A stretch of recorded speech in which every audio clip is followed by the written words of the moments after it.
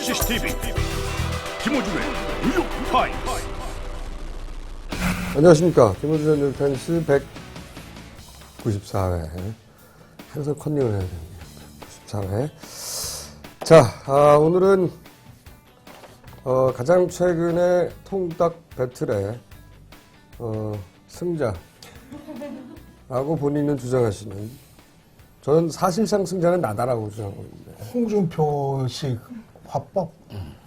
그 이야기를 좀 다시 하기로 하고, 유창선 박사님 나오셨습니다. 안녕하십니까. 치킨 시켰죠? 제 카드를 뺏어갔어요. 열 마리. 오늘 그거 먹으러 왔어요. 10마리를 다 먹을 수는 없으니까 오늘은 5마리만. 몇 마리 시켰어요? 10마리? 집에 싸가고 그러면 되죠. 아니 나는 치킨에 관심이 없는데 그 트위터랑 페이스북에서 자꾸들 나한테 물어보는 거예요. 질문이 계속 쏟아져요. 치킨 드셨냐? 치킨 언제 드시냐? 박사님 치킨 평소에 어떻게 됐냐? 별풍선을 못 받으면 치킨조차 먹지 못하는 거를 사람들이 알고 이 기회에 치킨이라도 드시라고. 자, 근데 치킨 먹는데 치킨 먹으러 오는데 한 달 걸렸어요. 그 제가 미국으로 도피했잖아요. 그래서 그 음모 의혹이 트위터에서 좀 번졌더라고요. 번진 게 아니고 본인이 본인이 음모를 일으키셨네요. 김원준이 나를 섭외하지 않는 걸 보니, 그 자막까지 넣으셨더라고, 자막까지. 그거 하겠다고. 근데 내가 그 음모 아니냐고. 박사님 흥분 그만하시고 소개부터 끝내고. 소개하고. 자, 그리고 최근에 가장 핫한 특종입니다. 최필립, 이진숙 비밀회동을 보도하여 MBC로부터 고발당한 최성진 기자 나오셨습니다. 자, 그리고 우리의 둥이 김보혁 기자. 안녕하십니까. 그리고 한겨레 패션 아이콘. 오늘 색깔을 잘 맞췄네. 감사합니다. 김희연 기자도 나왔습니다. 자, 여러분 당 얘기 계속하세요. 그러니까 인사할 때는 다 그냥 인사만 하는 거구나. 나만 떠들었네. 왜냐면 한 달 동안 말이 고프셨어요. 그래서? 맞아. 그래서 그때 내가. 못 보신 분들을 위해서 저희가 16일 날 연예인 사건 터진다. 그럼 누가 가능할까요, 연예인 중에? 둘 중에 하나겠죠. 톱 탤런트나 어. 아니면 아이돌 둘 중에 하나겠죠. 톱 탤런트도 생각을 해봤어요. 생각을 많이 했네요, 참. 아니, 공작적 마인드로 세상. 터진다 안 터진다에 한번 걸고, 그 다음에 터진다면 아이돌이냐? 아이돌이냐 아니냐에 걸고. 그래서 이제 본인이 이겼다고 주장하시려고 그런 말이에요. 그렇죠. 안 터졌고, 거기서 5마리, 그리고 뒤에 거에서 5마리, 10마리. 그렇게 되는 거예요. 그러니까 터졌다고 주장하려는 거예요, 지금? 겨우 닭으로 이 연예인 스캔들을 막아낸 저의 집니다. 겨우 닭 10마리로.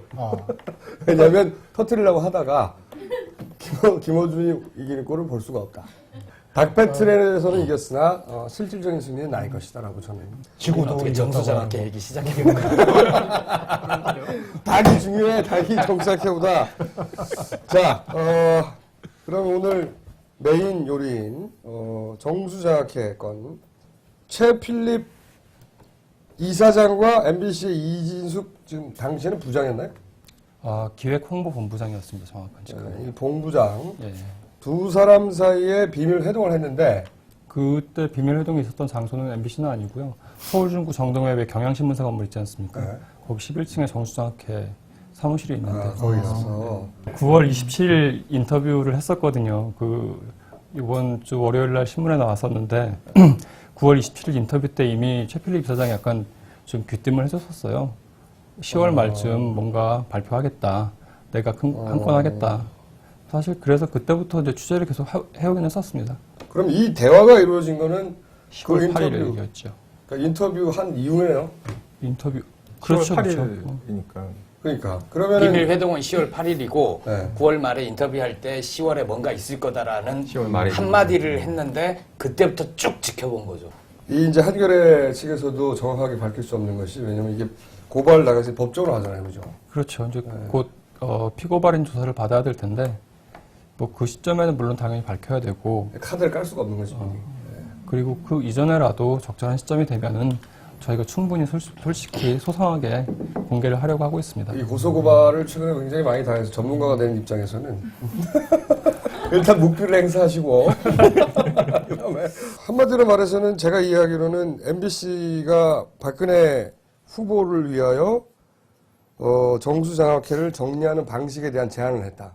그렇죠. 김재철 요약하면. 사장이 먼저 네. 그 10월 8일 회동이 있기 전에 최필립 이사장한테 찾아가서 정수장학회가 갖고 있는 그 문화방송 주식 30%를 이런 식으로 정리를 하자라고 먼저 제안을 했다는 내용이 대화록에 나오고 있습니다.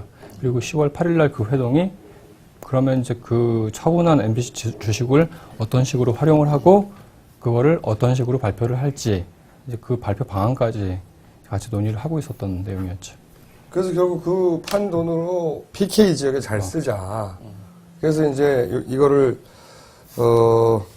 정치적으로 해석하면 박근혜 후보의 짐을 덜어주고 그렇게 생긴 돈으로 박근혜 후보를 위하여 쓰자.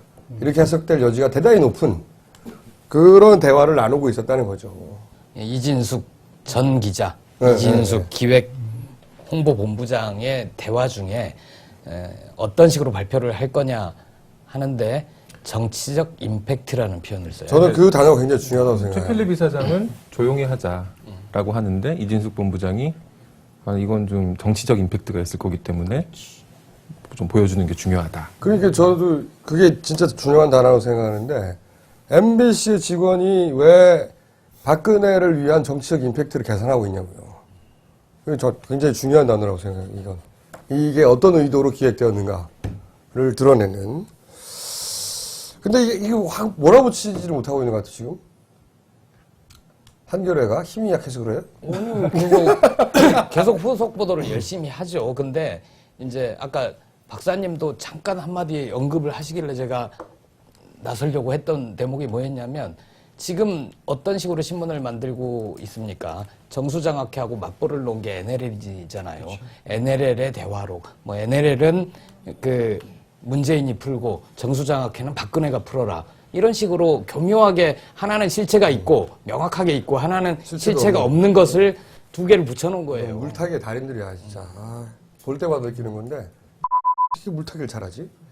어쨌든 간에 전 한겨레 이번 보도로 박근혜 후보가 이제 정치장학회 문제 입장 표명 뭐 조만간 할 거라고 이제 거기까지는 간 거예요. 근데 이게 그리고 뭐 이 사안이면 충분히 수세로 물렸어야 되는 사안이고 지난번 그 뭡니까 그 사과 발언 인혁당 발언처럼 코너에 몰렸어야 될 사건인데도 불구하고 이 코너로 안 몰리고 있는 거예요. 물타기가 돼가지고 그러다가 여기서 정수장학회를 잘 털어버리면 플러스가 되는 거죠. 또 거꾸로. 정수장학회 문제를 박근혜 후보가 잘 풀 수 있을지는 좀 의문이긴 합니다. 왜 그래요? 그러니까 이제 두 개 지금 예상하는 거 아니에요? 하나는 일단 최필립 이사장 사퇴 유도하고 또 하나는 뭐 자기가 이제 뭐 법적인 권한은 없지만 가급적이면 뭐 사회에 좀 잘 환원했으면 좋겠다. 뭐 이런 얘기 정도 하지 않겠냐 예상인데 그거 가지고는 해결이 안 된다고 보는 거예요? 그렇게 이야기할 수 있으면 사실 박근혜 후보가 이야기할 수 있는 거의 최대치를 이야기하는 거라고 글쎄요. 보는데요. 네. 그걸 최필립 이사장이 받아들이느냐의 문제는 또 다른 문제인 것 같거든요. 그러니까 그 인터뷰를 보고 예전 인터뷰를 봐도 이 최필립 이사장은 박근혜의 사람이라기보다는 박정희의 사람 같더라고요. 그죠? 제가 이제 1월달 인터뷰를 해서 이제 2월 초에 보도를 했었는데 그 확실히 박정희의 사람인 건 맞죠. 왜냐하면 박정희 전 대통령을 임금님이라고 그때 불렀었으니까요. 멘탈이 우리가 왕조 국가임이 뒤늦게 밝혔는데 저는 그래서 이번 대선이 백성이 되느냐 국민이 되느냐에 인터뷰를 하면서 계속 그 표현 쓰시는데 너무 한편으로는 놀랍기도 하고 한편으로 우습기도 하더라고요. 그래서 그 실제로 이제 자기가 얘기를 했던 걸 직접화법으로 이제 전해주면서 내가 임금님 곁에서 평생을 머슴으로 살았는데 제가 무슨 앞으로 또 더 남은 욕심이 있겠습니까? 앞으로 큰 영예님 제가 평생토록 모시겠습니다. 이런 얘기를 여러 번 했었거든요. 박근혜 그 지금 후보를 뵙는. 여왕님 밑에서 계속 또 살 생각은 없대요? 네? 뭐라고 시사평론가께서는 이제 그 말씀하신 것과 관련해서 최필립 이사장 국회에 나오게 하는 것 국회 문방위에 출석하는 문제가 굉장히 민감한 문제였잖아요. 실패했잖아요. 아예 네. 문방위원장이 그 회의를 파행을 시켜버려요. 그래서 열리지 않고 있는데 새누리당에서 민감할 수밖에 없는 게 이 적절히 통제가 되면 모르는데 저 이사장님이 나오셔서 어떤 말씀을 하실지 자기들이 불안하다는 거예요. 꼭 박근혜 후보를 위한 발언만 한다는 보장이 없거든요, 지금. 그렇죠. 거기 국정조사 자리에서 임금님 얘기하고 우리 큰 영애님을 내가 뭐 목숨 바쳐 뭐 이렇게 얘기를 하면 재밌겠죠. 그러니까 최 기자 만나본 그 감으로는 최필립 이사장이 박근혜 후보가 좀 물러나 주셨으면 좋겠다 이런 메시지를 공개적으로 해도 버틸 수도 있다. 그렇죠. 그럴 가능성도 있다. 저한테 그리고 계속 얘기했던 메시지는 나는 정수장학회 운영을 그동안 투명하게 잘 운영을 해왔는데 쉽게 말해서 아무런 죄도 없는데 이런 식으로 정치 공세에 밀려서 물러나는 거는 내 자존심이 허락하지 않는다. 본인의 명예. 야, 그렇게 되면 볼만하겠다. 근데 이미 박근혜 후보가 한번 간접적으로 사퇴를 종용을 했죠. 그때 이제 얘기를 최필립 했었죠. 이사장을 딱 겨냥하진 않고 물론 실명도 거론하지 않았고 뭐 이사진들께서 현명한 판단을 해주시리라고 믿는다 뭐 이런 식으로 했었죠. 근데 이제는 이제 박근혜 후보 입장에서는 어떻게든 매듭을 져야 되는 거 아니에요. 네. 입장 표명하겠다고 했고 한 번 입장 표명했는데 논란이 또 계속 따르면 이건 안 하려면 못하는 거고 한 번 하면 그냥 정리를 이제 해버려야 될 텐데 그렇죠. 만약에 그런 상황이 초래되면 얘기했는데도 최필립 이사장이 버틴다 이러면 이제 또 꼬여버릴 수가 있는 건데 거기까지 나가기 전에 다 전화 많이 하잖아요. 박근혜 후보가 그 대표 상품으로 내세우는 게 있잖아요. 원칙과 신뢰잖아요. 대표 상품 난 뭔가 했네. 근데 박 후보는 그동안 줄곧 정수장학회는 나와 무관하다고 얘기를 했단 말이에요. 그리고 지난번에 그 현명한 판단을 바란다. 그 정도 수준으로 얘기를 하면 알아서 정리가 될 줄 알았는데 안 됐잖아요. 근데 이제 더 적극적으로 최필립 이사장의 사퇴, 이사진의 교체 이런 것을 언급을 하면 사람들이 물음표 찍지 않겠어요? 지난번에는 무관하다고 했는데 유관단체네 이렇게 생각을 하겠죠. 밑에서 알아서 지금. 근데 밑에 말들은 잘 안 통한다는 게 문제인 것이고. 박근혜 후보가 직접 최필립 이사장한테 가서 저를 위해서 좀 그만둬 주시죠. 이렇게 말할 수는 없는 모종의 어떤 관계가 있나 봐요. 그렇게밖에 이해가 안 돼요, 저는. 그런 관측도 가능하죠. 왜냐면 그 정수장학회가 이제 이사회의 결정에 따라서 이제 뭐 이사진을 새롭게 선임하거나 뭐 교체를 하거나 하는데 그 박근혜 후보가 2005년에 정수장학회를 그만두고 정수장학회 이사장직을 그만두고 이제 최필립 이사장이 그 후임으로 왔는데요. 지금 현재 최필립 이사장 포함해서 5명의 이사 가운데 2명은 그 외무부 당시 외무부 공무원이었거든요. 최필립이 외교관 출신이었으니까 그 직접적으로 최필립 이사장이 데리고 온 사람들입니다. 그 사실은 박근혜 후보랑은 그 직접적인 관련은 없는 따지고 보자면 최필립 이사장의 사람이라고도 볼 수 있는 사람들이어서 박근혜 후보가 뭐 물러나 주시기를 바란다라고 해도 결국 어떤 측면에서는 최필립 이사장이 결단을 해야 되는 부분도 있는 거죠. 그러니까 쉽게 얘기하면 박근혜 라인이 아니라 박정희 라인이다. 뭐 그렇죠. 뭐 그런 거네요. 그렇죠. 박정희의 사람인 거. 야, 그 라인하고 이 라인이 또 다르네. 신세를 누구한테 졌느냐 뭐 이런 차이가 있는 거겠죠. 직접적인. 그런 거죠. 어차피 이제 최필립 이사장이 1979년이죠 아마 그 큰영의 담당 의전 비서관으로 청와대에서 큰 영예를 최대한 잘 보필해주는 임무였거든요. 그러니까 그 정수장학회 같은 경우에도 지금 가지고 있는 뭐 자산을 정확하게 평가할 수는 없지만 대략 한 약 1조 정도 된다고 보는데 그거를 본인이 맡았을 때는 이거를 자기가 죽어도 주군인 박정희 전 대통령을 위해서라도 반드시 지켜줘야 된다라고 생각을 하는 것으로 저는 그 강하게 인상을 받았거든요. 그러니까 박정희의 재산을 자신이 지키는 마지막 문직이다 이렇게 생각하고 있는데 자기가 그 임무를 잘 수행하고 있는데 갑자기 이 국회의원들이 선거한다고 자기 일 잘하고 있는데 나가라고 그러는 거죠. 그리고 다 팔아버리라고 하는 그렇게 이해하고 있다고 봐요. 팔아버리라고 한 적은 없어요. 사회 환원을 하라. 작물이니까 훔친 물건이니까. 아니 새누리당에서 지금 뭐 팔아라고 표현하든 뭐라고 하든 처리하고 너 나가라는 거잖아요. 최필립 이사장이 79이죠? 아니요, 지금 84 되셨습니다. 84이지? 28년생. 80인데. 그럼 고집은 세겠다. 그건 없어요? 뒷 보도 내용 혹시? 이어서 아직 까지 않고 있었잖아요. 숨기고 있는. 아니 그 다음에 이어진 보도들이 민주당 의원들이 정수장학회 방문을 했었고 보니까 박근혜 후보의 측근 보좌관과 영남대 특보 교수. 두 명과 정수장학회 사무총장, 처장 이 두 분이 긴밀하게 뭔가를 협의를 한 통화 기록 이거를 공개를 했잖아요. 배재정 민주당 의원이. 내용이 없잖아요, 근데. 내용은 파악 못하죠. 왜냐면 최호철 교수, 최호철 특보가 지금 계속 연락이 안 된다고 하더라고요, 기자들하고. 이 뒤에 이 비장의 무기 없어 지금? 이 대하로 말고? 대화는 말고요.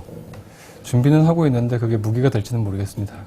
무서워. 아, 근데 요즘 한겨레가 아주 그냥 큰 것들 한 건 한 건 잘 터뜨려요. 지난번 정준길 택시기사도 그랬고. 그거 누가 했어요? 모르세요? 그 자꾸 특종들이나 제보가 한겨레로 오는 그 이유에 대해서는 어떻게 생각을 하세요? 아주 당연한 결과라고 생각해요. 괜히 물어봤네. 아니 그게 오는 게 아니에요. 앉아서 기다리면 오는 게 아니고 저희가 적극적으로 발로 뛰고. 아, 맞아. 지난번에 서울에 있는 택시 다 뒤져가지고. 그렇게 하는 그랬다는 거죠. 거 아니에요? 이번에도 마찬가지예요. 걸린 것만 나온 거예요. 자, 다 왔다. 그러면은. 아, 치킨 왔다. 아니, 왜냐면 최성 기자가 거의 다 했기 때문에 이제. 그죠? 예. 그러면 다들 주시고. 드세요. 네. 필수당 500원입니다.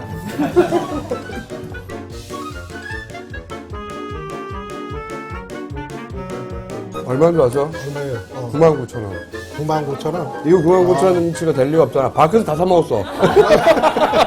카메라 들어갔군요. 네. 치킨을 잘 먹었습니다. 네, 그 사이에 제가 산 99,000원어치 치킨을 지금 이 앞에 있는 네 분을 비롯해서 최성준 기자는 잘 먹고 갔고 아우, 저도 잘 먹었습니다. 방청객들도 막 듣고 있고 싸게 막았다. 실질적인 나였습니다.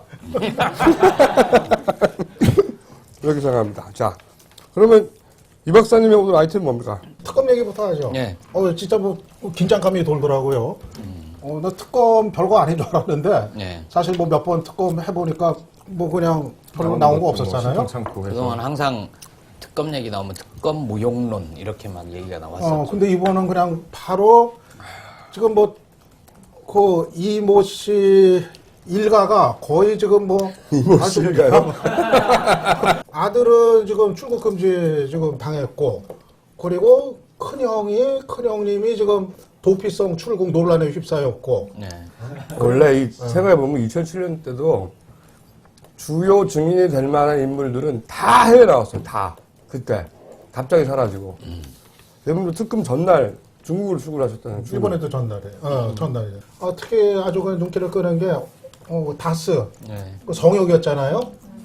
그 도곡동 땅 그 검찰 수사할 때도 거기는 건드리지 못했고 그 BBK 특검할 때도 거기는 건드리지 못했는데 바로 그냥 다스를 그냥 압수수색을 아주 그냥 바로 그냥. 근데 그 다스가 정확하게는 그때도 건들지 못한 게 아니라 건드리지 않은 거죠. 그리고 지금 그렇게 일단 시작은 파바박 치고 나갈 수 있는 게 이 특검을 임명한 주체가 누구냐. 형식적으로 임명장을 준 사람은 이명박 대통령이지만 특검 2명을 추천한 쪽이 민주당이거든요. 그렇죠. 그러다 보니까 수사 의지가 있고 그럴 특검이 될 가능성이 컸던 거죠. 지금 이쪽 수사팀도 굉장한 의지를 가지고 시작을 하는데 제가 좀 우려가 되는 대목은 이 특검법이라는 게 수사의 대상이 특정이 돼 있거든요. 내곡동 땅과 관련된 수사로 수사 범위가 한정이 될 거라서 예전에 뭐 다스, BBK 실소유주, 도곡동 땅 이렇게 문제를 물론 수사 과정에서 얻는 정보가 있을 수는 있죠. 근데 그렇다고 해서 수사 의지를 가지고 이 문제로 수사를 확대하거나 이럴 수는 없을 거예요.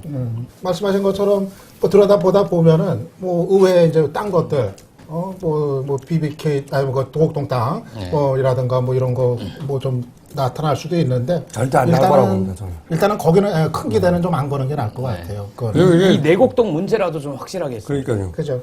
이 수사 기간이 30일밖에 안 돼요, 게다가. 연장 15일밖에 안 되고. 합해서 45일. 네. 그죠?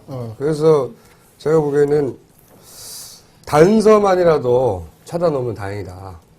예. 근데 뭐가 좀 나오긴 나올 것 같아요. 이미 뭐 검찰에서도 그 수사했던 뭐 사람들이 문제는 잠깐 있는데, 근데 뭐 정치적 고려해서 이제 더 이상 그거 안 한 거로 이제 사실상 시인하는 그런 얘기도 이제 나왔고. 그러니까 검찰 스스로도 이미 그 문제가 있다는 걸 뭐 인정한 건 아니에요. 그것도 그러니까- 한결의 특종이었던가요?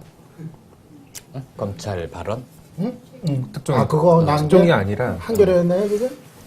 그것도 한결의 한결했네? 기자가 추궁을 해서 나온 답변이었죠. 그것도 한결해? 거기에도 한결의가 그거마저 한결해? 이 내곡도 특검 자체는 나누고 봅시다.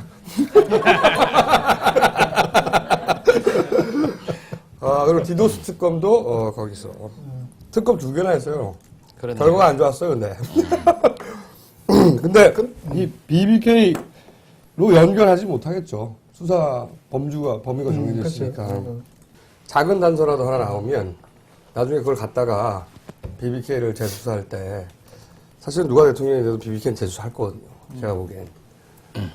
여권이 되든 야권이 되든 BBK를 그냥 덮고 할 수는 없다고 봐요, 저는. 라고 생각하는데, 그럴 때 이 단초 수사에 최소한의 단서가 되는 정도만이라도 뭐가 나왔으면 좋겠다. 정봉주 생각나는 게, 정봉주 전 의원이 석방이 안 됐잖아요. 저는 나올 거라고 생각하고 있었거든요. 왜 나올 거라고 생각하고 있었냐면, 우리 박근혜 후보께서 광을 팔기에다 대통합의 이 시그널로 정봉주 전 의원을 풀어주고 한 1, 2주 있다가 막 공격했겠지, 다른 걸로. 예를 들어서 정봉주 전 의원이 그 전에 인간적인 어떤 실수나 살며 그럼 나오자마자 다시 들어가요? 그렇다기보다는 도덕적으로 그러니까 뭐 훼손을 가하시 인간적인 과오 뭐 또는 뭐 또 미건스라고 하는 단체가 또 워낙 크다 보니까 여러 가지 잡음들 한 몇 가지 이런 거 막 뭉쳐가지고 졸라 기다렸겠지. 물론 다 준비하고 있었어요. 지난주쯤에 저는 이게 다시 못 나오겠구나 생각이 들었던 게 풀어주려는 쪽은 우리 박근혜 후보 쪽이고 광을 팔아야 되니까 막은 거는 저는 우리 각하 쪽이라고 봐요. 안 돼. 예. 왜냐면은 이제 이 누가 의도한 건 아닌데 갑자기 BBK와 관련된 여러 가지 건들이 뭐 옵션을 벤처에서 와가지고 막 기자회견하고 김병준 막 책 내고 뭐 그럼 다스도 들어가고 정봉주 나오면 또 BBK 떠들어 될 것이고 그러면서 우리 각하 쪽 사이드에서 막았다라고 보는 게 저의 분석이다. 정봉주는 그래서 12월 26일 까지 기다려야 한다. 25일 크리스마스 지나고 나서 만기 출소하지 않겠는가 하는 정치범이 만기 출소하기 힘들어요 그거. 12월 19일 날 대선 끝나고 좀 일찍 며칠이라도 일주일. 한 번 남은 거는 11월 말이에요. 근데 계기가 있으려면 성탄절이어야 돼. 성탄절 특사하려면 25일에 넣어야 돼. 그 다음 날이 석방일이야. 아우 불쌍한 우리 정봉주. 근데 이거 특검이 대선에 영향 주겠냐 안 주겠냐 그 질문을 어디 가면 이제 많이 받거든요. 근데 그 질문 막 하려고 그랬었어요. 막 하려고 그랬었어요. 그 질문 하려고 그랬어요. 아까 그 이번 아, 특검의 결과가 이번 대선에 어떤 영향을 끼칠까? 역시 한결의 기자는 핵심을 잘 짚어요. 그래서 질문을 하려고 그러잖아요. 둘이 사겨요? 무 어디 갔어 무? 이거 먹으니까 무 먹고 싶어. 기본적으로는 별 영향 안 줄 거로 이제 봤었어요. 네. 이제 왜냐하면은 이게 어디까지나 지금 청와대, MB 청와대 문제 아니에요? 네. 어쨌든 그 집안 일가에서 이제 다 있었던 문제고 그래서 사실 뭐 박근혜 후보한테는 뭐 직접 뭐 불똥 튀거나 이럴 거는 뭐 이제 거의 없을 것 같아요. 근데 저런 변수는 좀 있을지 모르겠더라고요. 이 긴장감이 좀 이제 높아지니까 청와대가 지금 속에서 치밀어 오르는데 좀 꾹 참고 있는 거 아니에요? 뭐 내색도 못하고 뭐라고 얘기도 못하고 그러고 있는데 만약 특검팀이 계속 세게 그냥 세게 수사 계속 밀어붙이면은 저게 한번 좀 폭발할 수도 있지 않을까? 난 한번 수사 좀 안 받아 뭐 이런. 반발.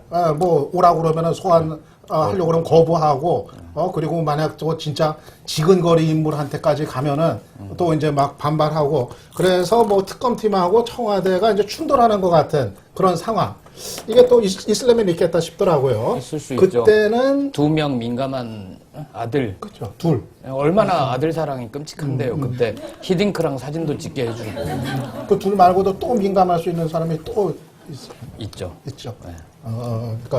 그러니까 이제 그런 쪽으로까지 이게 수사가 이제 가면은 청와대하고 이제 충돌이 빚어질 수 있고 그렇게 되면은 이게 뭔가 전국에 이제 파란 비슷한 이런 분위기가 또 될 거란 말이에요. 그렇게 보면은 어쨌든 간에 박근혜 후보도 어느 정도는 부담을 안는 분위기가 좀 될 수도 있을 것 같고. 저는 박 후보한테 별로 악재로 작용하지 않을 것 같은 게 그런 상황에 빚어지면 원칙적으로 얘기할 것 같아요. 박 그렇죠? 후보는 이 문제에 대해서 특검의 수사에 정정당당하게 임하는 게 옳다라고 얘기를 하면 뭐 상처받을 거는. 그러니까 이제 서로 완전히 좀 결별, 좀 그런 분위기로 좀 갈 가능성이 있지 않겠나 이제. 예. 이번에 내곡동 땅도 비슷하단 말이죠. 돈이 어쨌든 그 다스의 대표인 현 대표로 돼 있는 이상은 그 우리 각각 형님으로부터 나왔거든요. 돈 흐름은 비슷해요. 주주 구성을 보면 이게 누구 거라는 게 명확하죠. 보여요. 네.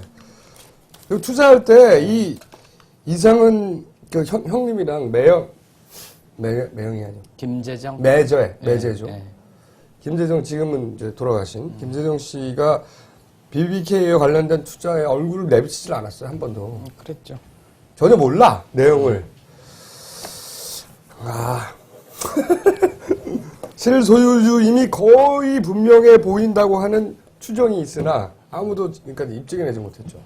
혹은 입증하지 않았거나. 근데 이 BBK 거는 또 우리 박근혜 후보 사이드에서는 자기한테 타격은 안 하고 관심은 이쪽으로 몰려가서 이제 이 건은 오히려 키우거나 이렇게 언론 노출을 더 많이 하게 유도할 수도 있죠. 짱구로 그렇게 굴릴 수도 있다고 봐요, 저는. 그러니까 여기에 너무 매몰되면 안 됩니다, BBK에. 그리고 제 생각에 특검에 나오는 주요 증인들이 결정적인 순간에 이 모든 것은 다 이명박 대통령의 구상과 지시로 이루어진 일이다라고 하면 현직 대통령을 어떻게 기소합니까? 그냥 일단 임기 말까지는 넘어가 버려야죠.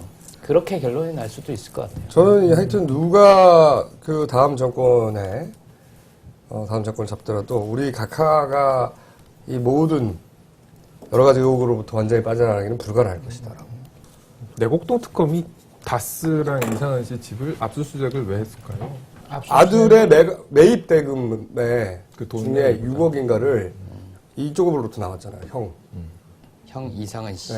이자는 나중에 주기로 하고 뭐 이런 식으로 말도 안 되게. 그래서 이제 그 빌미로 거기를 치고 들어간 거죠. 궁금했을 거야 자기들도 특검팀도. BBK 사건도 언제 한번 또 다루긴 해야죠 여기서. 해야죠. 왜냐하면 또 새로운 뉴스들이 몇 가지 나오거든요. 옵셔널 벤처스를 대리하던 변호인이 미국에서 날아와가지고 기자회견 한 번 뚝 하고 미국으로 훅 날아가 버렸어요. 미국 갔어요? 다시? 가버렸어요 바로. 왜 이렇게 바로 가? 무섭잖아. 너무 내용이 이 BBK 사건을 전체적으로 다 이해하는 사람만 알아들 수 있는 기자회견이어가지고 임팩트 너무 작았어요. 그분이 하신 내용의 요는 김경준이 주도한 게 아니라 에리카 김이 주도한 것이다. 내용의 핵심 중에 하나는 그거죠. 에리카 김 씨는 이명박 대통령과 친분이 좀 있었고 처음 김경준을 소개받은 것도 에리카 김을 통해서 받은 거고 저도 2007년에 이걸 쭉 했었어요. 깔때기? 아니 깔때기가 아니라 진짜로 김경준 씨 그 미국의 연방구치소에 있을 때 인터뷰를 제가 변호사를 사서 했었죠. 전에 들은 말에 의하면 이 메릴이 변호사님께서 그 140억과 관련된 정황에 대해서는 닥치고 정치가 굉장히 정확하게 쓰고 있다. 이 놀라운 추론 저의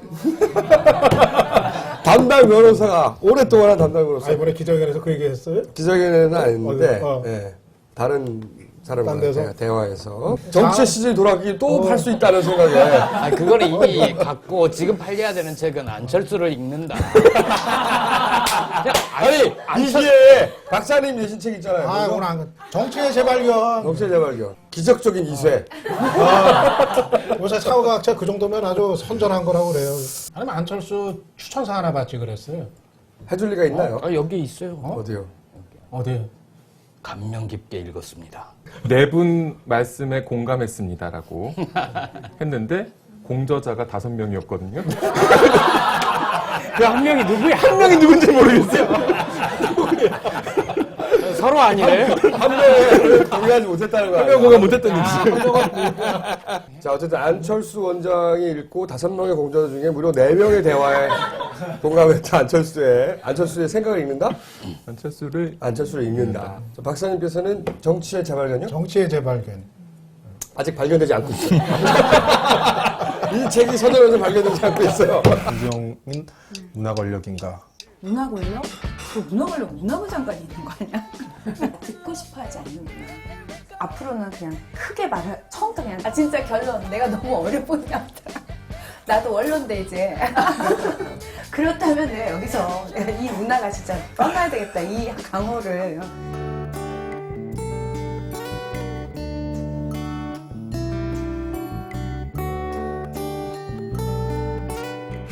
김성주 위원장 얘기 좀 해보시죠.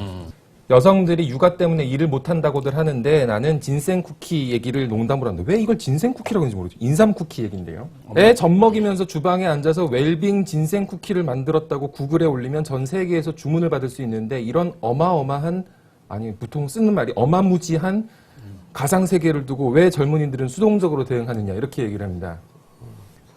그러니까 이 한 새누리당에서 이런 성공의 아이콘처럼 비춰지는 사람들 데려다가 막 해가면 도움이 될 거라고 생각하는데 큰 착각이에요, 사실은. 몇 번 못 써먹고 이런 사고 받을 생입니다. 네. 근데 김성주 위원장 같은 김성주 고마워. 회장 같은 경우에 성주 인터내셔널 그리고 성주 그룹 이렇게 읽어가면서 사실 이미지는 굉장히 좋았어요. 이때까지 그랬다고 하더라고요. 하지만 그 사람이 이렇게 자기의 정치색을 드러내고 이런 식의 멘토처럼 이 훈계질이거든, 훈계질. 한마디로 말해서. 나는 이렇게 해서 잘했는데 니들도 나를 따라라. 자기가 너무 훌륭한 거예요. 스스로 생각하기에. 여기까지 와가지고 돈도 벌었는데 게다가 이제 정치적 영향까지. 난 너무 훌륭한 거야. 근데 이분이 스스로. 재벌가 딸이에요. 그러니까. 대성그룹 막내딸입니다. 그런데 본인은 이 아버지의 유교적인 어떤 정략 결혼, 유교적인 게 아니라 아버지가 권하는 정략 결혼에 반대한 것 때문에 집에서 쫓겨나서 미국에서 뭐 되게 고생을 해서 바닥부터 올라와서 이렇게 됐다. 지금까지는 그런 성공 신화로 많이 알려져 있었죠. 사실 제 또래의 많은 이 여성들이 김성주 하면은 그런 어떤 성공의 아이콘으로 기억을 하면서 어떤 굉장히 좋은 이미지를 갖고 있던 사람들이 많았었는데 이번에 이제 이렇게 되면서 좀 다시 옛날 기록을 뒤져봤어요. 그래서 어떻게 됐는지 좀 봤더니 1997년에 WEF, 그러니까 세계경제포럼, 다보스 포럼의 미래 세계 지도자, 차세대 지도자 100명에 꼽히면서부터 유명세를 타기 시작합니다. 그건 누가 꼽아요? 그게 이제 다보스 포럼에서 하는 거죠. 42살 이하의 민간 정부에서 어떤 좀 괄목할 만한 업적을 이룬 사람이라고 하는데, 근데 5명이 전부 다 정복은 한보 회장, 정몽규 현대차 회장, 김석동 쌍용투자증권 사장, 이미경 제일제당 이사, 김성주 대표. 다 재벌 2세. 아버지를 잘 둬야 되는구나. 그러니까 우리나라에서는 그래도 그 전에 받았던 사람들은 김승현 회장, 장대환 매경 사장, 김석준 쌍용 회장, 이재현 제일제당 상 이런 사람들이 받았던 우리나라에서는 그런 사람들이 받았던 상인 거죠. 우리는 흔히 알기로 이 사람이 김성주 회장이 그렇게 주목받는 세계적으로 주목받는 경영인이 돼서 자수성가한 기업인으로 알고 있었는데 그것도 아니었던 거고. 그러면 정말 바닥부터 시작했느냐? 예전 인터뷰 뒤져보니까 그것도 아니에요. 흥분하지 말고 차분히 얘기해. 차분히. 내가 김성주 씨에 대해서 잘 모르지만 관심도 없고 이 양반하고 직접 일해본 사람들하고 취재를 하면 이거 바로 뒤집을 수 있어요. 그거 안 하나 몰라? 이번에 위원장 되고 나서 뭐 이렇게 쭉 이제 했던 발언을 보니까는 이제 아주 그냥 자신감이 넘쳐요. 자신감이 이제 너무 넘치는데, 문제는 이제 항상 저에게 반복이 되더라고요. 저런 어법이. 나는 했는데 왜 너는 너희들은 못하냐. 못하느냐? 왜 할 수 있는데 왜 못하냐? 왜 도전 안 하냐? 왜 밖으로 못 나가냐? 이런 얘기 하는데, 누구 안 나가고 싶어서 안 나가겠어요? 이 누구 닥치고 안 나가고 정치에 싶어서 안 보면 나가- 말이죠. 그게 전형적인 우파의 사고입니다. 네. 여하간 닥치고 정치를 꼭 봐야겠네요. 꼭 봐야 돼요. 이거 아직 중요한 안 산 사람이 있어요. 중요한 내용 관련된 내용이 많구나. 닥치고 정치하고. 바이블이네요. 지금 비꼬신 거예요? 아니요. 물 어디 갔어, 물? 물을 왜 안 주는 거야? 근데 어쨌든 저 김성주 위원장 말대로 진생쿠키 함부로 만들어서 내다 팔다간 식품위생법 위반이 될 수 있습니다. 될 수 있기 때문에 하여튼 조심하시고. 말 나온 김에 그 취재해 보세요. 그리고 또 뭐가 있죠? 투표율 얘기 좀 하죠. 예. 이게 진짜 좀 눈여겨봐야겠더라고요. 오늘 아침 어디 신문에도 하나 나오고 어제 또 마침 안철수 캠프 그 박성수 본부장도 그 얘기를 했었어요. 예. 지금 이제 착시 현상, 여론조사 결과들 나오는 거. 지금 이제 여론조사 결과들 나오는 거 보면 양자 대결 구도에서는 다 안철수 후보가 박근혜 후보 누르는 거로, 이기는 거로 다 이제 그렇게 이제 나온단 말이에요. 그런데 이제 그것만 보고서, 단일화만 되면 이기는구나. 이렇게 생각하면 이게 착시 현상이라는 얘기죠. 그러니까는. 왜냐하면은 지금 나오는 여론조사 결과들이 이 투표율, 이거를 지금 대입을 안 하고 그렇게 나오는 거기 때문에 중요한 건 이제 투표율을 대입을 해서 들여다봐야 된다. 투표율을 대입해서 보면 오늘 한겨레가 보도한 거는 이제 안철수 후보는 저희 지난 조사에서 좀 표 차이가 아니라 퍼센트 차이가 박근혜 후보하고 좀 많이 나서 이런 투표율 결과를 대입해도 이기는 걸로 나와요. 근데 그것조차도 예전 자료고 최근에 박근혜 후보가 이상하게도 지지율 상승을 좀 하고 있기 때문에 새로 조사를 해보면 어떤 결과가 나올지 모르죠. 투표율은 87년 그 민주화 항쟁 이후에 치러졌던 그때 대선 때가 89.2%였거든요. 그 이후로 쭉 경향적으로 낮아지고 있어요. 그러니까 2002년 같은 경우에 굉장히 관심이 많았잖아요. 야권 지지자들 후보 단일화 뭐 이런 문제가 있었기 때문에. 그런데도 70%가량밖에 안 돼서 그런 2002년도에 그 정도의 관심을 갖고 젊은 사람들이 투표를 많이 한다라는 걸 가정을 하고 최근에 여론조사 결과를 판별 분석을 해보면 결코 이길 수 없다는 거죠. 단일화가 된다고 하더라도. 그렇기 때문에 야권 지지자들이 좀 긴장을 해야 된다라는 성격의 기사인데 딴 얘기하고 싶죠. 표정에 굉장히 정적인 분석이고요. 이번에는 누가 그 대통령 후보가 되고 누가 뭐 예를 들어서 지금 나오는 얘기처럼 한 사람은 대통령, 한 사람은 총리 뭐 이런 식의 그림을 그리잖아요. 두 사람을 한꺼번에 뽑는 거거든요. 이런 식의 정적인 대입법으로는 그것이 불러일으킬 그 시너지를 반영하지 못하고 있다. 화학적인. 네. 근데 이제 최근에 저는 이런 대입법에 대해서는 걱정 안 하는데, 양 진영이 주고받는 특히 이제 민주당이 처음에 주도한 정당 후보론과 단일화 드라이브. 이것이 대단히 저는 우려스럽다 생각이 드는, 우려스럽지 않으세요? 일단 제 우려부터 얘기할까요? 아니면 박사님 우려부터 얘기할까요? 나도 우려를 많이 해요. 우려하는 바가 크죠. 우선 몇 가지가 있는데. 그 얘기를 같이 해야 돼요. 거기에 대한 안철수 후보 쪽의 발꼬임, 발엉킴. 그죠. 그러니까 일단 민주당이 시작한 거예요. 민주당에서도 그러니까 문재인 캠프라고 해서 이제 단일한 조직이 아니거든요. 사실상 거기는 당에서 온 사람들, 시민사회에서 온 사람들, 그리고 과거에 지금 친노라고 막 공격받고 있는 과거에 노무현 대통령과 일했던 사람들 크게 나누자면 그런 덩어리들이 막 엉켜서 같이 일하고 있는데 이런 목소리는 주로 정당에서 온 사람, 당에서 온 사람들, 민주당에서 온 사람들이 내는 목소리란 말이죠. 당이 중요하고 정당 후보여야 하고. 근데 이렇게 얘기하면 어떻게 사람들한테 들리냐면 사실 민주당의 최대 자산은 문재인 후보예요, 지금. 그런데 자기 후보를 내버려두고 당을 팔고 있는 거예요. 당이 중요하다, 당이 중요하다. 그러니까 자기 후보를 당 뒤에 감추고 있다고, 오히려. 이거는 당을 스스로 중요하게 생각하는 당원들이나 그러니까 그 당에 속해 있는 의원들이나 이런 사람들이 주도하는 목소리거든요, 기본적으로. 이렇게 되면 안철수 원장이 이 거대 정당에 의해서 괴롭힘을 당하는 형국이 되는 거죠. 실제로도 그렇고. 그러면 지지율은 높은데 그 사람들이 보기에는 약자가 되는 거예요. 정서적으로 바라볼 때 저 사람이 큰 정당에서 괴롭힘을 당하네? 민주당이 하나도 좋을 게 없어요, 기본적으로. 그리고 문재인 후보한테도 대단히 나쁜 일이죠, 이거는. 지금 이 정치 신인이고 새로 등장한 정말로 새로운 인물인데 갑자기 정당 후보 혹은 뭐 무소속은 안 된다. 그러니까 기존의 정치 논리 속에 갇힌 사람처럼만 보이는 거예요. 근데 이거를 정당 정치가 왜 중요하냐고 막 설명하잖아요. 그러면 꼰대 같아.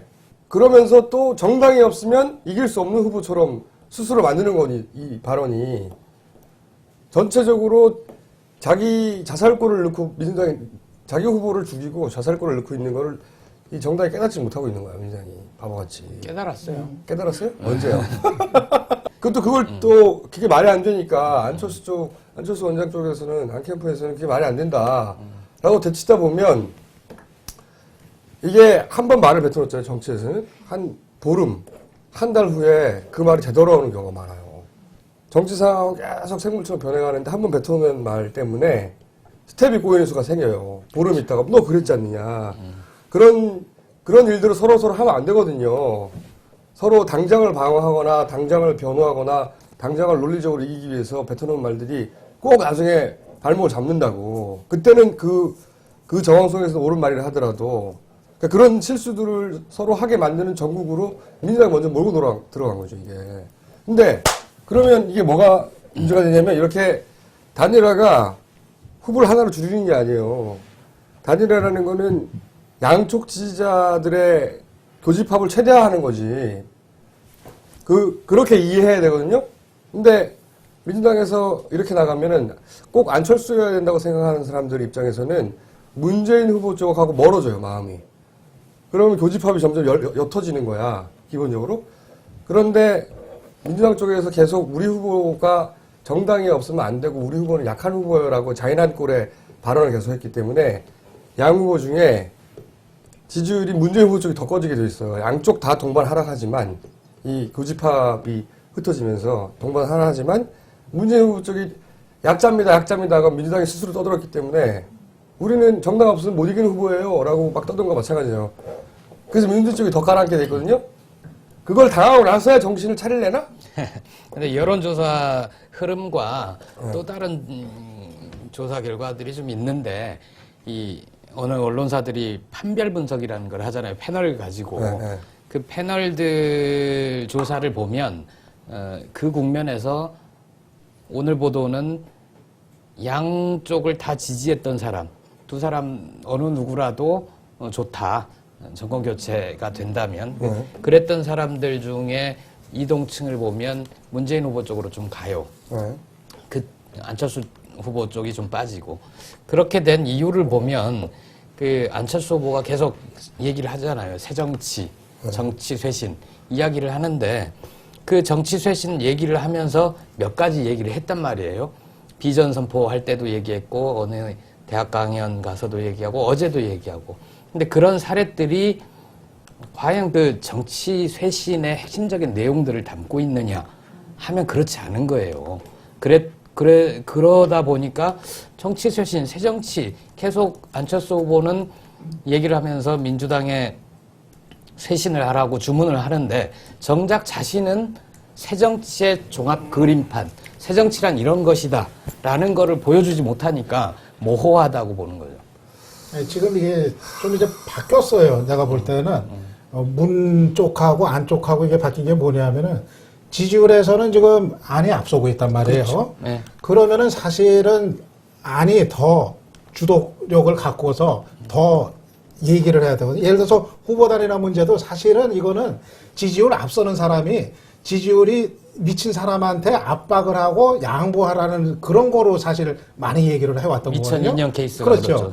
근데 이번에 이제 정반대예요. 이제 안이 지지율이 더 앞서는데 오히려 문이 압박을 하는 단일화 얘기 계속하고 그래서 이 위치가 이제 바뀌었는데 저는 이제 두 가지 얘기를 하고 싶어요. 하나는 일단 안도 좀 더 주도적으로 좀 대처할 필요가 있을 것 같다 하는 생각이 들고 자기가 좀 판을 좀 주도하겠다. 자꾸 좀 보면 수세적이고 좀 방어적이 되더라고요. 자꾸. 근데 이걸 주도적으로 좀 나가고 후보 단일화 문제 같은 경우도 일정 시점에는 뭐 지금은 이제 뭐 좀 시간이 필요하니까 그런데 일정 시점 되면은 오히려 자기가 이제는 후보 단일화 하자.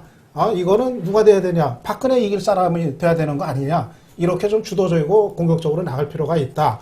좀 그렇게 생각이 되고 그리고 저는 이제 그 두 쪽, 양쪽 그 지지층한테 꼭 좀 당부하고 싶은 얘기가 있어요. 요즘 그 트위터 보면 상당히 좀 험악하더라고요. 험악하죠? 예. 네. 문 지지자들은 안 막 욕하고 안 지지자들은 문 욕하고 이거 아니거든요. 뭐 각자 이제 지지하는 사람이 있죠. 나는 진짜 문을 지지한다. 그중에 알바가 참 많습니다. 근데 알바 아닌 경우도 많아. 아는 경우도 있어요, 물론. 지금 보면은 좀 반목하고 꼭 내가 지지하는 후보 아니면 진짜 안 될 것처럼 막 그런 뭐 반응들이 좀 적지 않게 있고 그러는데 그걸 일부러 그건 좀- 끌어내고 싶어 하죠. 한 채널에 그것만 끌어내면 자기들 이긴다고 생각하기 때문에 여기에 총력을 기울이고 있죠. 실제로 여러 가지 방식으로. 이제 오래 지날수록 안 캠프에 대해서는 걱정하는 바는 이제 저쪽이 등치가 있다 보니까 그들이 어떤 음모를 꾸미거나 자기들 압박하거나 돌려치거나 그럴지 모른다는 피해의식이 점점 강화되지 않겠는가 하는 걱정이 있고 우려가 있고 이 문캠프 쪽에 특히 이제 민주당 베이스의 그 사람들이 가지고 있는 그 정당 중심주의 그 속 좁음, 그리고 기득권을 놓치지 않으려고 하는 그 강렬한 욕망, 엄청나게 강렬한 욕망, 거기서 나온 졸렬함, 이게 계속 축적돼서 서로 신뢰를 캠프 단위에서도 잃고 지지자 단위에서도 잃고 이 교집합을 지키는 노력이 굉장히 중요한데 그래서 저는 큰 거 말고 추상적인 거, 막 정당을 다 개혁하라는 이런 거 말고 굉장히 직관적인 구체적인 거 있죠. 뭐 투표시간 연장. 이런 조그만 아이템에 복잡할 것도 없잖아요. 투표 시간을 늘리자니까 2시간을 늘리자니까 이런 작은 아이템에 둘이 공동 전선을 펼치는 그런 행보를 한두 번 해볼 필요가 있다. 꼭. 그 단일화 얘기는 당분간 이제 최소화 시키기로 했으니까. 그거는 얘기가 나오면 블랙홀이야. 우리 원래 지금 그러니까요. 투표율하고 말도 안 되는 딴 거예요, 얘기하려고 진짜. 그랬는데 샥 빨려 들어가요. 그게 정당 후보로부터 시작된 거예요, 그게. 이해찬 대표의. 혹시 송호창 의원의 이적으로부터 시작된 건 아닐까요? 그 전부터 나왔죠. 송호창 의원의 이적? 옮기는 이적? 깜짝이야. 저희가 이제 배신의 아이콘이라고 명명했는데 조만간 한번 여기 초대해가지고 대분열의 미랄이 된 우리 송호창 의원의 얘기를 직접 한번 여기서 들으면서 약을 올려야죠. 제가 또 마지막으로 아주 재밌는 이야기를 하나 들려드리면 제 주변을 감시하는 그 강도가 점점 심해진다. 이런 거를 느껴요. 이거 말로 설명하기 힘든데. 지난번에 그 나무 위에 올라가서 두 개짜리. 네. 제 골목이 정확하게 보이는 각도에서 조경을 하고 있는 거예요. 근데 보자마자 이상했어요. 보자마자. 왜냐하면 거기서 제가 나오는 골목을 보려면 고개를 확 돌려야 돼요, 이렇게. 나무 가지를 한 2개 정도 쳤더라고요. 그 사이에? 아니, 그 사이에 쳤는지 어쩐지 모르고 2개 정도 쳤어요, 그 앞에. 2시간 전에 집에서 나간 사람도 거기 있었대요. 그럼 2시간 동안 같이 2개만 쳤을 리는 없잖아요. 가지가 안 튀어나온 데서 자르고 있어. 그래서 계속 보고 있었더니 이 사람이 당황했나 봐. 아니 그 사람이 봐야 되는데 이 사람이 그 사람을 보니까 당황하죠 당연히. 너무 미안하더라고. 당황해가지고 이쪽에 그 사다리를 대고 있었단 말이야. 잘라야 되는데. 답을 넘어가. 그때도 그랬지만 최근에 조그마한 역공장 하나 설계했지. 조그마한 아주. 밤에 휴대폰을 놓고 집을 나가는 거예요. 그래서 내 차 말고 다른 차를 타고 붕 가. 그런 다음에 방범 CC가 큰데 그 밑에 딱 세워 차를. 그리고 나서 굳이 그날 만날 필요가 없는 사람을 밤에 새벽에 불러내요. 미리 불러내지 물론. 불러내가지고 거기서 그 양반이랑 이렇게 별로 쓸데없는 얘기 막 하면서 기다렸는데 왔어. 그게 새벽 2시나 다 됐는데 우리 그 얘기하는 뒤에 나무 숲을 뒤에 딱 왔어. 숲을 뒤에. 내가 못 본 줄 알았겠지. 그걸 기다리고 있는데 어떻게 못 봐. 쫓아갔어. 그랬더니 후다닥 뛰어내려가. 도망가고. 후다닥. 근데 거기 빠져나갈 길이 큰 길이 세 군데가 있거든요. 그러나 그 새 골목에는 이미 카메라를 든 저의 공작원들이 대기하고 있었기 때문에 그 사람은 찍혔죠. 그래서 그런 결론을 내리고 다음날 아침에 도대체 어떻게 알았을까 내가 나가는 걸. 유일한 골목이에요. 딴 데로는 나갈 수가 없어. 그 골목 어딘가에 뭘 설치했다. 둘 중에 하나일 거 아니야. 그래서 이번에는 걸어서 내려왔어 아침에. 무슨 배관 공사하느라고 그 아저씨 딱 데리고 아무 할 얘기 없는데 그 아저씨와 함께 뭔가 중요한 얘기를 하는 것 같은 표정을 지으며 계속 배관 공사가 얼마나 들고 이런 얘기하면서 걸어 내려왔어.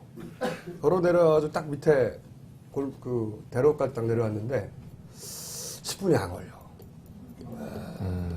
그러니까 골목에 뭐가 설치된 거야. 그 달려온 사람도 찍혔지. 자기가 찍힌지 몰랐을 거야. 아니 근데 그 너무 그러지 좀 말라고. 새벽에 걸린 사람은 네. 왜 산적 같은 사람이 쫓아오니까 그냥 도망간 거 아니에요? 아니 새벽 2시에 책가방을 메고 책가방 같은 걸 메고 숲을 뒤에서. 숲을 뒤에서 우리를 쳐다보고 있을 이유가 없잖아요 이렇게. 그러면 194회 200회가 불과 6회밖에 남지 않았어요 이제. 200회를 완수하고 잡혀가도록 하겠습니다. 가만히 있어. 200회면 대선 전이 되나요? 어떻게 되나요? 전이에요, 전. 전이구나. 네. 11월 29일이에요? 네. 그럼 너무 빠르잖아요. 잡혀가기에는. 그러네. 아니 100회 하고 나서 그 다음 주 12월 초 12월 초 정도에 잡혀가는 걸 목표로 하고 있어요. 12월 19일까지만 어떻게 좀 버텨보시지. 정치적 아니, 임팩트가 12월 강한. 200회를 위해서는 12월 19일 밤까지만 한번 12월 초에 잡혀가는 게 좋아요. 안 잡아가면 어떡하려고. 아니, 그 어떻게 노력하고 있는데. 구진호하고 저하고 그 스케줄 맞추려고 노력하고 있는데. 환경과 경제를 생각하는 저수기, 수돗물을 70-80% 절약할 수 있는 워터락, 착한 가격 19,800원 투자로 수도요금 절약하십시오. 한이 착한 쇼핑 주문 전화 080-667-4949, 한겨레 TV 메인 광고에서 온라인으로 구입하실 수 있습니다. 여러분 많은 성원 기대합니다. 방청 신청은 자막대로 해주시면 되고요. 그러면 194회 이제 불과 6회밖에 남지 않았어요. 200회까지. 200회 때 꼭 박사님이 나오시는 보장은 없습니다. 199회까지 나오는 거예요? 200회 특집으로 한번 해야죠 크게. 그렇죠. 우리 딴 데로 갈 수도 있어요. 딴 데로 가세요. 네, 제주도 갈 수 있고요. 옥상으로 갈 수도 있고. 좋은 데 갈 때 꼭 박사님을 빼도록 하겠습니다. 자, 그럼 오늘 여기까지 하겠습니다. 감사합니다. 고맙습니다. 강재용인 문화 권력인가? 문화 권력? 그 문화 권력 문화부 장관이 있는 거 아니야? 지부장님 외자놀이 제목 어때요? 이렇게 딱 물어보니까 이 사람이 얼굴이 확 변하는 거야. 그때 그럼 너무 아팠지 않았어요? 그러면 아프긴 뭐요 그냥 뭐 그 좀 아플 줄 알죠. 이렇게 하면 취재가 전혀 안 되는 거야. 듣고 싶어 하지 않는구나. 앞으로는 그냥 크게 처음부터 그냥 진중권식으로 말해볼까. 아 진짜 결론 내가 너무 어려 보이나 보다. 나도 원로인데 이제. 그렇다면 내가 여기서 이 문화가 진짜 떠나야 되겠다. 이 강호를.